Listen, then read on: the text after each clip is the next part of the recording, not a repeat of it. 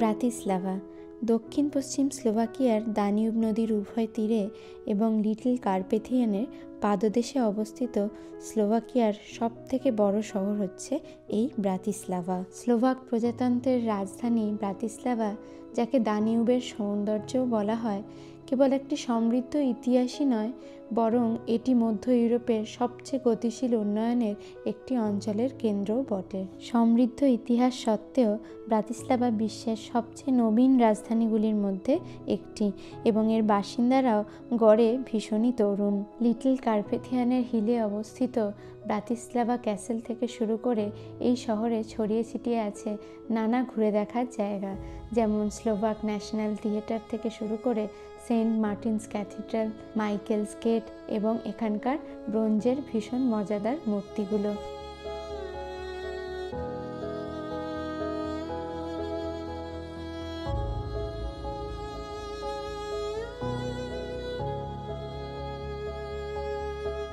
Hello everyone, welcome back to our channel.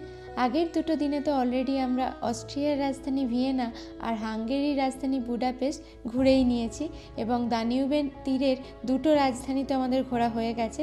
আজকে আমরা ঘুরে দেখব দানিউবের তীরেরই আরও একটা রাজধানী, স্লোভাকিয়ার রাজধানী ব্রাতিস্লাভা। আর রাজধানীর সাথে সাথে এই ব্রাতিস্লাভাই হলো স্লোভাকিয়ার রাজনৈতিক, সাংস্কৃতিক এবং অর্থনৈতিক কেন্দ্র। ব্রাতিস্লাভা ঘোরার প্রথমেই আমরা যেখানে পৌঁছেছিলাম সেই জায়গাটা ছিল স্লোভাক ন্যাশনাল থিয়েটার, আর এটি 1918 সালে তৈরি হয়েছিল। নিও রেনেসাঁ স্টাইলে তৈরি এই ন্যাশনাল থিয়েটারটা কিন্তু এখানকার প্রাচীনতম থিয়েটারগুলোর মধ্যেই একটা। এখানে ব্যালে, অপেরা এবং বিভিন্ন নাটক কিন্তু প্রদর্শিত হয়। এই ন্যাশনাল থিয়েটারটা যে স্কোয়ারে অবস্থিত, এই জায়গাটাকে বলা হয় হোভিয়েস্টোস্লাভ স্কোয়ার। এখানে তো বিখ্যাত সুরকার এবং শিল্পীদের মূর্তি রয়েছে, তার সাথে সাথে এখানে একটা ভীষণই সুন্দর গ্যানিমিউস ফাউন্টেনও কিন্তু দেখতে পাওয়া যায়।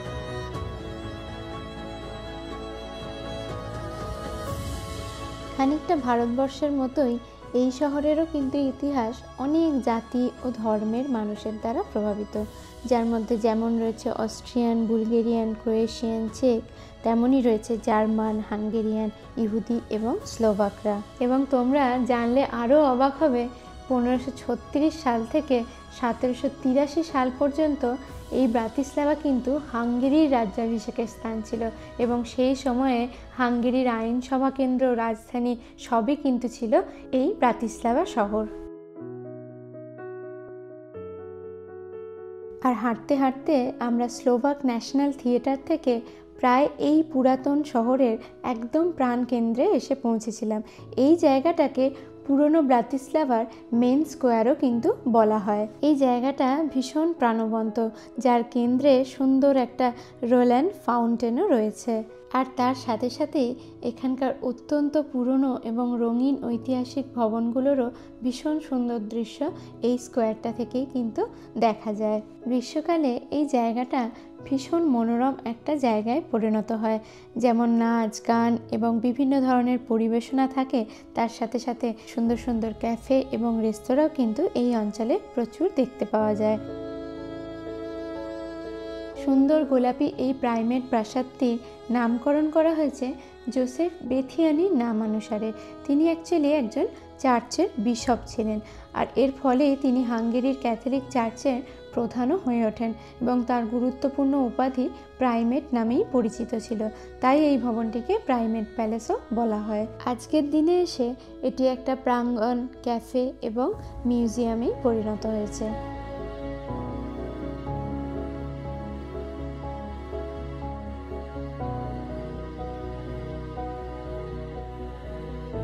আর ব্রাতিস্লাভাতে এর পরবর্তী গন্তব্য আমাদের যেটা ছিল, সেটা এখানকার পর্যটন কেন্দ্রগুলোর মধ্যে সবথেকে উল্লেখযোগ্য এবং সবথেকে পছন্দেরও বলা চলে। সেটা হচ্ছে এই ব্রাতিস্লাভারই ব্লু চার্চ। নীলের উপর সাদা দিয়ে নকশা করা এই ব্রাতিস্লাভার নীল চার্চটা দেখতে সত্যিই রূপকথার মতোই লাগে। এই গির্জাটিকে আসলে হাঙ্গেরির সেন্ট এলিজাবেথের গির্জাও বলা হয়। এটি প্রায় 20 শতাব্দীর শুরুর দিকেই নির্মিত হয়েছিল। আর এই গির্জার বেবি ব্লু এবং ক্রিম রঙের ভেতরের অংশগুলোও কিন্তু ভীষণই মনোমুগ্ধকর।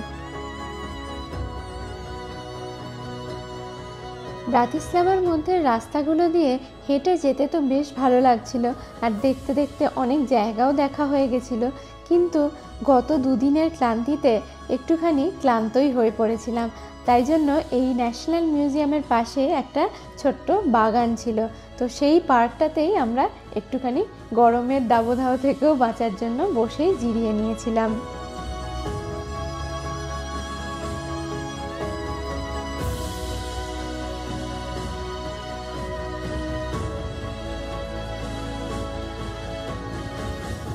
বেশ কিছুক্ষণ গাছের ছাওয়ায় একটু জিরিয়ে নিয়ে আর বেশ অনেকটা জল খেয়ে আবার আমরা গুটি গুটি পায়ে এগিয়ে যাচ্ছিলাম একেবারে ব্রাতিস্লাভা ক্যাসেলের সবথেকে সুন্দর ভিউটা দেখার জন্য। আর এই দানিউব নদীর পাশ ধরেই ছিল সেই রাস্তা, তাই যেতে যেতে ক্যাসেলের সাথে সাথে আমরা সবার আগে দানিউব নদীটাও কিন্তু খুব সুন্দর দেখতে পাচ্ছিলাম। আর সেখানে অনেক অনেক জাহাজ বড় বড় দাঁড় করানো ছিল, আর ওখানের রাস্তাগুলো দিয়ে এরকম পুরনো কিছু কিছু গাড়ি চলে যেগুলো দেখতে কিন্তু খুব মজার লাগছিল, একেবারে বাচ্চাদের গাড়ির মতো।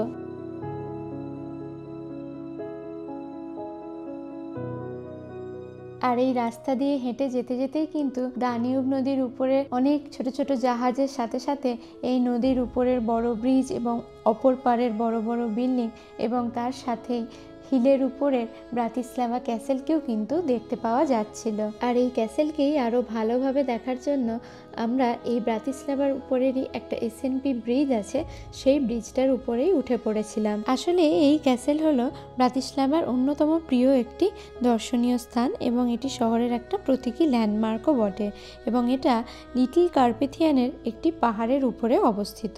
বেশিরভাগ দুর্গের মতো এই দুর্গেরও কিন্তু একটা সুদীর্ঘ ইতিহাস রয়েছে। একেবারে রোমান ইতিহাস থেকে শুরু করে মধ্যযুগে এটি গথিক শৈলীতে পুনর্নির্মাণ হয়, তারপরে এখানে অস্ট্রিয়ার রাজারা আসে এবং হ্যাবসবার্গদের দ্বারা রেনেসা এবং বারাক শৈলীতে পুনর্গঠন হয়, এবং শেষ অবধি নেপোলিয়নের আক্রমণের সময় ভয়াবহ অগ্নিকাণ্ডের জন্য এই জায়গাটা একটা ধ্বংসস্তূপে পরিণত হয়। আর বর্তমানের এই দুর্গটি 1953 সালে পুনর্গঠিত হয়।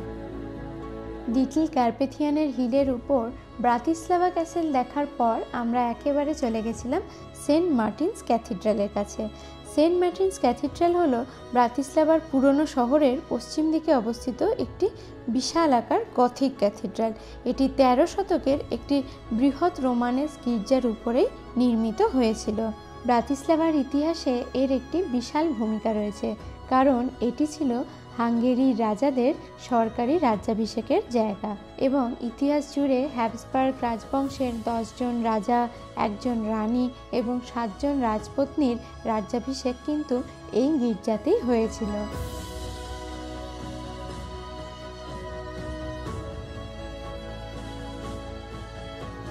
শুধু তাই নয়, এই সেন্ট মার্টিনস ক্যাথিড্রালের আশপাশের এলাকাটাও কিন্তু আমার কাছে ভীষণ সুন্দর লেগেছিল।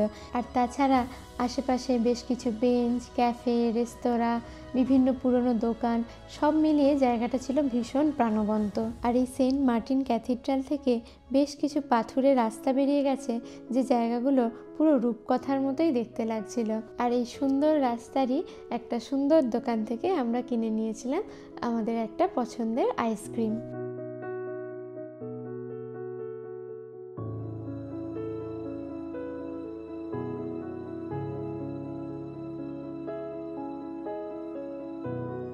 আর এরকমই একটা সুন্দর রাস্তা দিয়ে আইসক্রিম খেতে খেতে আমরা হেঁটে হেঁটে এগিয়ে যাচ্ছিলাম মাইকেল গেটের কাছে।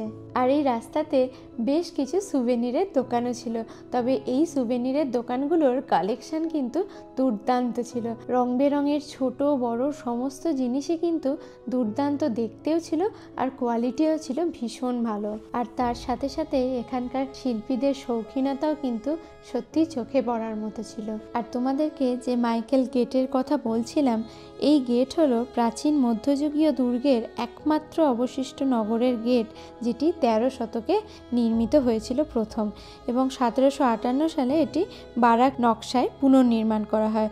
তবে এর উপরে সেন্ট মাইকেলের একটি সোনার মূর্তি রয়েছে, যেটি ড্রাগনের সাথে লড়াই করার, এবং এই গেটের উপরে কিন্তু ওঠা যায় এবং সেখান থেকে মেন স্কোয়ারের দুর্দান্ত দৃশ্য উপভোগ করা যায়। আর দেখতে দেখতে মাইকেল গেট দেখে এর মধ্যে দিয়ে হেঁটে হেঁটে যেতে যেতে আমরা একেবারে পৌঁছে গেছিলাম ব্রাতিস্লাভার পার্লামেন্ট হাউসের কাছে।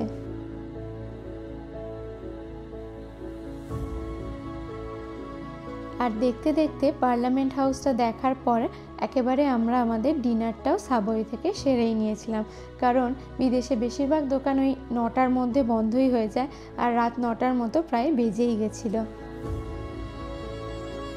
রাতের ডিনার সেরে আমরা আবার এগিয়ে যাচ্ছিলাম ধীরে ধীরে একেবারে মেন স্কোয়ারের দিকেই।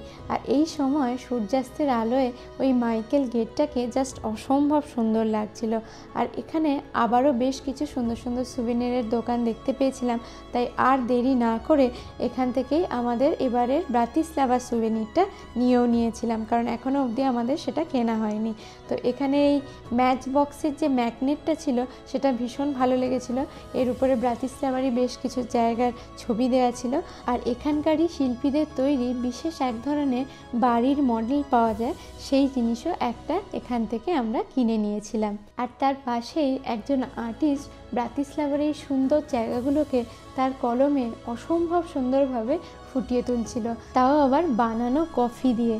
তো সেই জন্য সেটাকেও একটুখানি ক্যামেরা বন্দি করে নিয়েছিলাম। সত্যিই এমন শিল্পী সত্তাকে কুর্নিশ জানাই। দেখতে দেখতে ব্রাতিস্লাভার সমস্ত জায়গায় তো আমাদের প্রায় ঘোরা হয়েই গেছিলো। তো ব্রাতিস্লাভার এই জায়গাগুলো কেমন লাগলো অবশ্যই কিন্তু তোমরা কমেন্ট বক্সে লিখে জানিও। দানিউবের তীরের এই স্লোভাকিয়ার রাজধানী ব্রাতিস্লাভা সেরকম কোনো পরিচিত নাম না হলেও এর সৌন্দর্য কিন্তু সত্যিই আমাকে অবাক করেছে। আরও বেশি অবাক করেছে এখানকার মানুষদের শিল্পী সত্তা। তাই এখানেরই এক শিল্পীর গাওয়া গান তোমাদের জন্য একটুখানি ভিডিওতে রেখে দিলাম।